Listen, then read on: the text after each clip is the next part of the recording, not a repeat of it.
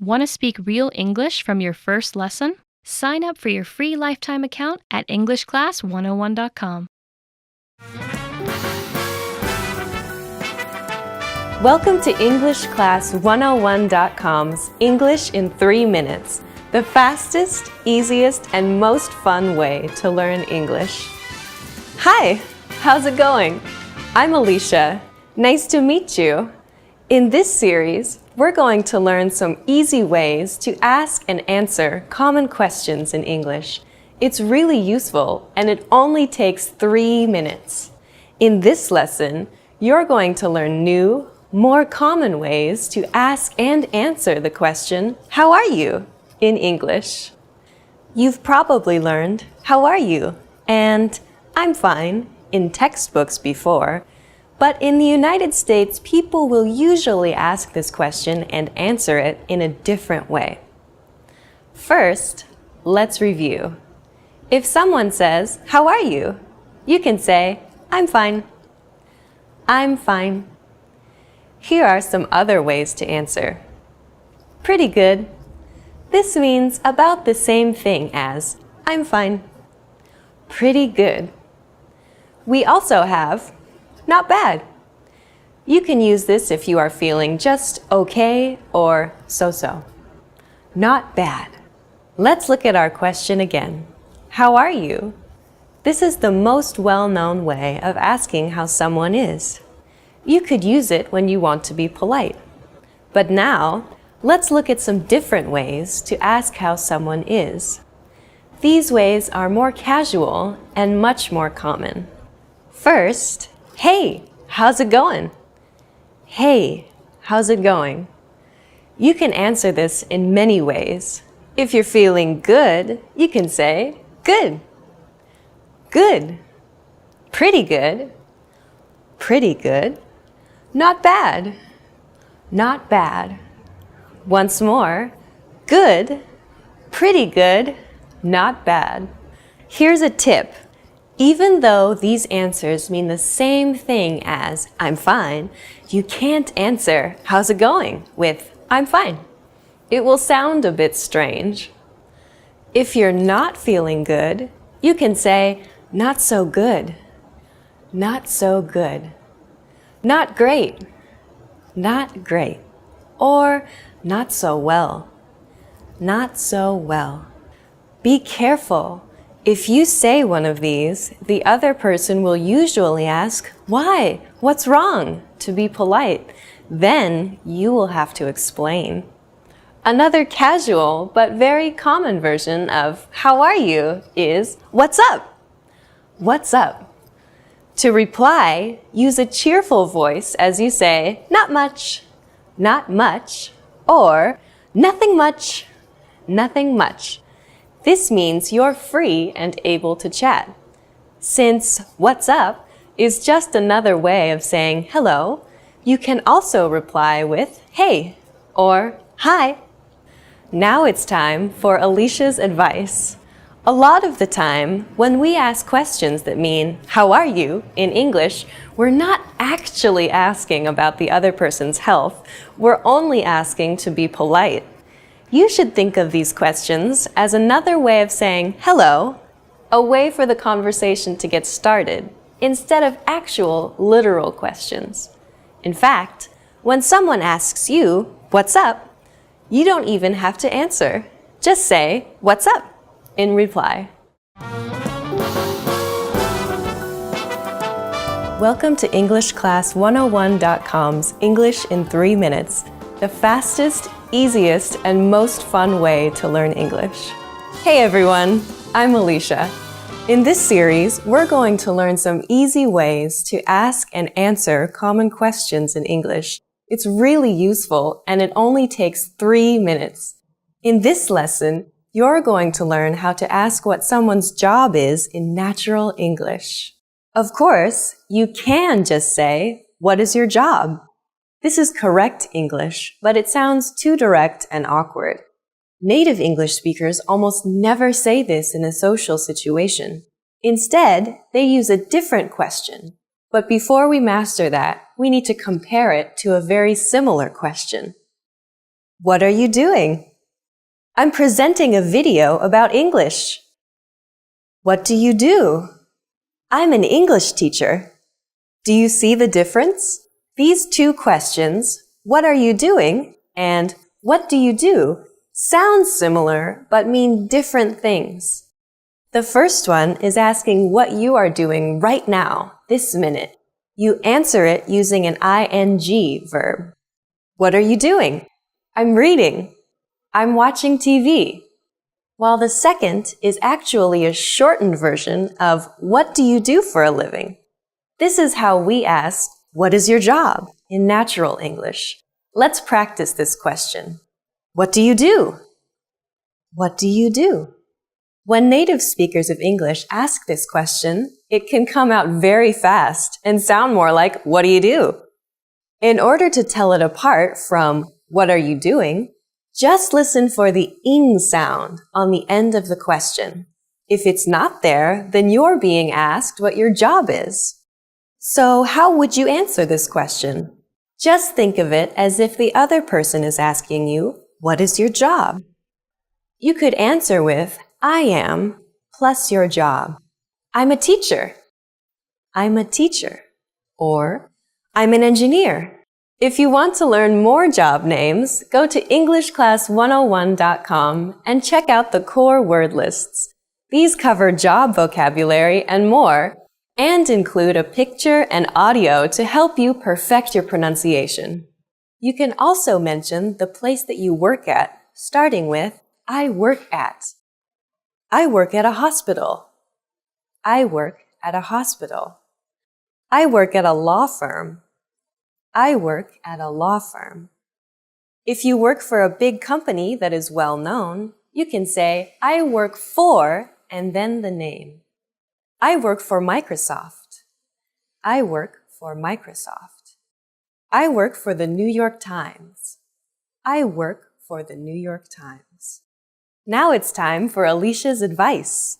When you ask the question, what do you do? And the other person tells you their job, it's polite to make some kind of positive comment about his or her job. For example, how interesting, or that must be exciting, or even, oh, really? Remember to sound sincere. Welcome to EnglishClass101.com's English in 3 minutes, the fastest, easiest, and most fun way to learn English. Hey everyone, Alicia here. In this series, we're going to learn some easy ways to ask and answer common questions in English. It's really useful and it only takes 3 minutes. In this lesson, you're going to learn how to ask what someone's hobbies are without using the word hobbies. You've probably seen the question, do you have any hobbies? Or, what are your hobbies? In an English textbook before. However, native English speakers almost never use the word hobbies when asking about them. A much more natural way to ask the same question is, what do you do for fun? Let's practice this question. What do you do for fun? What do you do for fun? You can also ask, what do you do in your free time? What do you do in your free time? So how would you answer this question? Let's look at how native speakers would do it. The easiest way is to say, I like to, or just, I like, followed by what you like to do. For example, if you like watching movies, you could say, I like to watch movies, or I like watching movies. I like to watch movies. Or, I like watching movies. And if you like golf, you could say, I like to play golf. Or, I like playing golf. I like to play golf. Or, I like playing golf. You can emphasize how much you like your hobby by adding a word like really in front of like. For example, I really like watching movies. On the other hand, if you want to play down how much you like something, you can say kind of. For example, I kind of like playing tennis. Now it's time for Alicia's advice. If you don't have any special hobbies or don't want to be specific, a good way to reply is, I like hanging out with my friends and stuff like that. I like hanging out with my friends and stuff like that. Just use I like and add hanging out with my friends and then add and stuff like that. Welcome to EnglishClass101.com's English in 3 minutes, the fastest, easiest, and most fun way to learn English. Hey everyone, I'm Alicia. This series explains some easy ways to ask and answer common questions in English. It's really useful and it only takes 3 minutes. In this lesson, you're going to learn some different ways people will ask you, where are you from? First, though, where are you from can mean many things. It can mean, what city are you from? Or what state are you from? In fact, Americans ask this question to each other all the time to learn what part of America the other person comes from. Of course, though, it can also mean, what country are you from? If you want to answer this question, there are 2 ways to do it. You can say, I'm plus your nationality, as in, I'm Japanese, or I'm Brazilian. Or you can say, I'm from plus the country you are from, as in, I'm from Italy, or I'm from Thailand. If you're from a really famous city or place, you can say that too. For example, I'm from Beijing, or I'm from New Delhi. Many times, though, Americans won't ask, what country are you from? Or even, where are you from? In many casual situations, they will say it in a simpler way. Where are you from? This is just like, where are you from? But they take out the are. Where are you from? You can use this too in casual situations. Of course, in the United States, as in other parts of the world, people may be a little more indirect because they want to be polite. To do this, they might ask you if you are from the place where they meet you. For example, if you meet someone in New York, they might ask, are you from New York? Or if you are in San Diego, they might ask, are you from San Diego? Many parts of the United States are very multicultural, so asking the question this way avoids what could be an embarrassing mistake.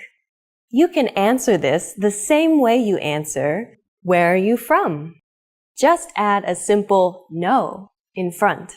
For example, you can say no plus I'm plus nationality. No, I'm French. Or no plus I'm from plus country. No, I'm from Russia. Now it's time for Alicia's advice. Since the United States is very large, people you meet may take great pride in the place or region they come from. If you ask someone about where they're from, they may respond by saying something like West Coast, or the East Coast, or California, or the South, or the Midwest. If they answer in this way, it usually means they are interested in talking more about their region and how it differs from others. Welcome to EnglishClass101.com's English in 3 minutes, the fastest, easiest, and most fun way to learn English. Hey everyone, I'm Alicia. This series will teach you some easy ways to ask and answer common questions in English. It's really useful and it only takes 3 minutes. In this lesson, you're going to learn some new ways to ask someone, what's your name? Including one that you can use when you have forgotten someone's name. Now, what is your name? was probably one of the first questions you learned when you started studying English. I have to tell you, though, that most native speakers of English would never say this. In English, just like in other languages, it is often more polite to be a little indirect. Of course, the easiest way to avoid asking the question directly is to not ask at all. Just introduce yourself, and most people will respond by doing the same. When introducing yourself, simple is nearly always best. Just say, "Hi, I'm Alicia." To show that you want to know the other person's name, just add, "And you?" at the end. "Hi, I'm Alicia. And you?" "Hi, I'm Alicia. And you?" Just like before, take out my name, Alicia, and put your name in its place. After you say this, the other person will tell you his or her name. Okay, now let's talk about an embarrassing situation that happens to everybody. You have already met this person once before, but you have forgotten their name. The most polite thing to do in this situation is to apologize and ask again. There's a simple way to do this that's also polite. "I'm sorry. What was your name again?" "I'm sorry. What was your name again?" This sentence is very similar to "What's your name?" but it has 3 important differences. First, we say, "I'm sorry." A small apology can go a long way.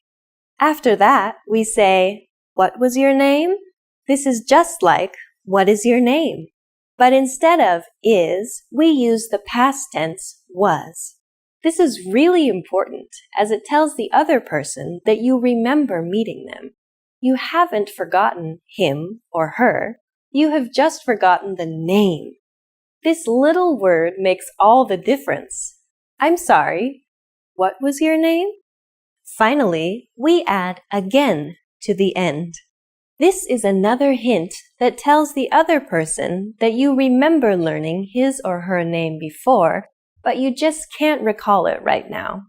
"I'm sorry. What was your name again?" This phrase is appropriate for both formal and informal situations. Now it's time for Alicia's advice. In the United States, it's normal to address people by name in conversation more than once.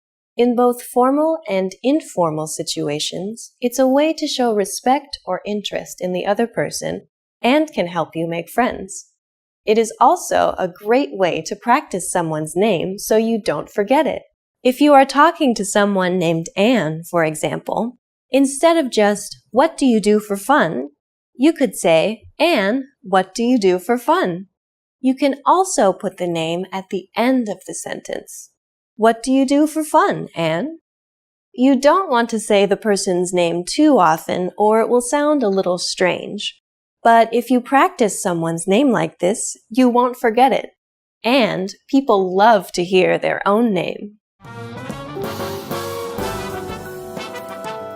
Welcome to EnglishClass101.com's English in 3 minutes, the fastest, easiest, and most fun way to learn English. Hey everyone, I'm Alicia. In this series, we're going to learn some easy ways to ask and answer common questions in English. It's really useful and it only takes 3 minutes. In this lesson, you're going to learn some ways to get in touch with someone after you have met them once already. In a lot of textbooks, you've probably seen the question, "What's your phone number?" What's your phone number? It's a very useful question, but there are 2 problems with it. First, it can sound a little too direct, especially when talking to members of the opposite sex. And second, people use the phone a lot less these days than they used to. Instead, they might prefer to connect by email or on a social network like Facebook.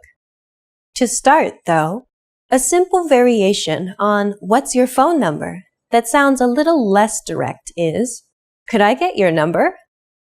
Could I get your number? We start the sentence with could which softens the request. Next, say I, then get, and finally, your number, which is short for your phone number. This question is slightly casual, but it can be used in almost any situation.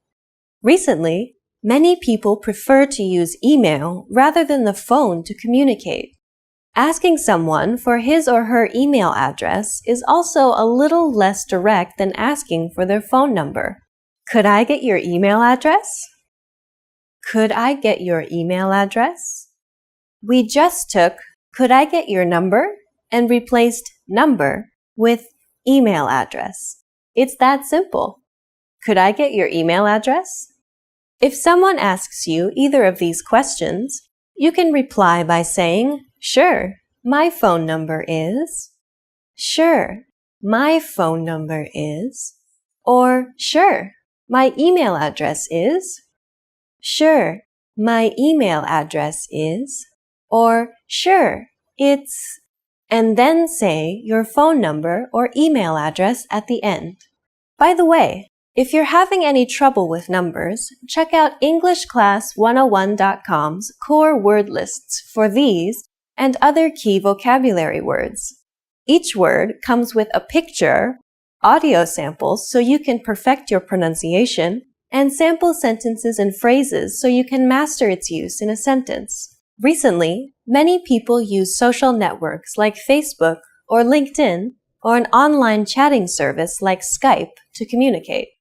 People might ask you about these, especially if they are younger. If someone wants to connect with you through one of these services, they may simply ask, "Are you on?" followed by the name of the service. Are you on Facebook? Are you on Facebook? Are you on LinkedIn? Are you on LinkedIn? Are you on Skype? Are you on Skype? To answer, you can simply say, "Yes, I am," or "No, I'm not." If you respond with, "Yes, I am," the other person may ask how they can connect with you on one of these services. Of course, if you're not on one of these services, they won't be able to contact you. If you still would like to stay in touch with the person, though, you can say, "No, but my email address is," or "No, but my phone number is," and then say your email address or phone number. By telling the other person a different way they can contact you, you'll show them that you want to hear from them. Now it's time for Alicia's advice. If you ask someone for their phone number, their email address, or some other form of contact information, they will usually give it to you if you have gotten to know them a little beforehand. If you ask too early in the conversation, though, they may be hesitant about sharing that information. The key is to make sure you talk for some time before requesting this kind of personal information. Welcome to EnglishClass101.com's English in 3 minutes, the fastest, easiest, and most fun way to learn English. Hey everyone, I'm Alicia. In this series, we're going to learn some easy ways to ask and answer common questions in English. It's really useful, and it only takes 3 minutes. In this lesson, you're going to learn how to ask and say where you live. Usually, someone will ask you where you live as a polite question after they've asked you your name, where you're from, and what you do for a living. They'll say, "So, where do you live?" This is inviting you to keep making conversation. There are lots of ways you could answer this question, but here are some of the most common. You could say, "Do you know?" and then the name of the area you live in. Do you know Twin Pines? Or you could mention a local landmark, like near the library, near the movie theater. You could also answer by telling the person what train line you live on if your city has a train network, or what station is the nearest to your house. On the Green Line, near Central Station. So as you can see, there are lots of possible ways to answer the question, "Where do you live?" Once you've told them, the other person might respond in one of the following ways. "Oh yeah, I know it. I live near there." Or maybe, "I'm afraid I don't know it." The other person is just being polite by showing interest, so you can reply by saying something like, "Oh, really?" Since the other person is asking you this question to be polite, a good way to continue the conversation is to ask them the same question in return. You can just say, "How about you?" Or, "Where do you live?" Put some stress on the you. Where do you live? Now it's time for Alicia's advice. Asking where someone lives is a way to try to find something you have in common with the person you're talking to. So if you're familiar with the area the other person lives in, make some comments about it. "That's a really nice area," or "The park there is really pretty." Anything is fine, as long as you don't say anything negative that could be taken as offensive, like, "That area has a high crime rate," or "I hear that area is really dangerous." Welcome to EnglishClass101.com's English in 3 minutes, the fastest, easiest, and most fun way to learn English. Hey everyone, I'm Alicia. In this series, we're going to learn some easy ways to ask and answer common questions in English. It's really useful and it only takes 3 minutes. In this lesson, you're going to learn how to ask someone where they went to school or college. Asking someone where they went to college is a good small talk question and conversation starter. However, you have to be careful not to offend people if they didn't go to college. We'll tell you how to do this. The question is simple. If the other person is over 22, it's likely they will have left college already, so you ask using the past tense. Where did you go to college? You could also say, where did you go to school? In American English, depending on context, school often means the same as college. If the other person is British or European, however, they're more likely to say, where did you go to university? The answer to this question is really easy. All you say is, I went to university in city. I went to Southern Oregon University in Ashland. If the name of the city or town is part of the university's name, like Tokyo University or Oxford University, you can add the name of the country instead. I went to Tokyo University in Japan. Once you've heard the other person's answer, it's polite to make some kind of comment. For example, wow, that's a really famous university. Or just, oh, really? Sometimes, when you ask, where did you go to college? The other person might reply, I didn't go to college. In this situation, you should be careful how you reply so as not to appear rude. It's polite to not act surprised, but instead make a positive comment like, oh, really? Or ask a question like, did you go straight into a job? Now it's time for Alicia's advice. A good follow-up question to keep the conversation going is to ask the other person, what did you study? Or what was your major? This gives them an opportunity to talk about something they're interested in. In the next lesson, you'll learn how to ask another basic question about the other person, which often features in first-time conversations between native speakers. That's, do you have any brothers or sisters? See you next time!